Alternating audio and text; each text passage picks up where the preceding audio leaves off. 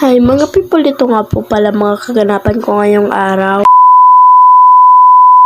Ito nga po palang pinakauna kong vlog dito sa YouTube. Naisipan ko nga po pala mag-vlog kaya nag-vlog ako. Sa oras na ito, inutusan nga pala ako ni Papa para makihiram ng kariton. Iwan ko kung anong tawag sa inyo, basta sa amin ay kariton. At sa time na ito ay papauwi na nga ako. Pauwi nga ako ay may naabutan ako mga bata na naglalaro. Usually, pagdating ko nga sa bahay, may nakita kong balde na may laman ng sagi. Kaya agad ko na itong nilantakan. Huwag kayo, mas monkey pa to sa totoong Sa oras na yan ay kinakain ko na nga yan yung sagi. 1, 2, 3, first bite. Kakaiba nga lang yung balat niya, pero yung lasa ay ganun pa rin naman. Humingi nga si mama kaya dinala ko na ito sa itaas. By the way, pumunta nga lang ako kay Ate Meiji para makitambay, pero maya maya nagiba na nga yung usapan. Ang usapan nga na yan ay magluluto daw kami ng fishball nga sa part nga na yan ay tapos na nga kami kumawa ng fishball, kaya ito namang gravy. Natapos na nga itong video, kaya huwag niyong kakalimutan mag-subscribe.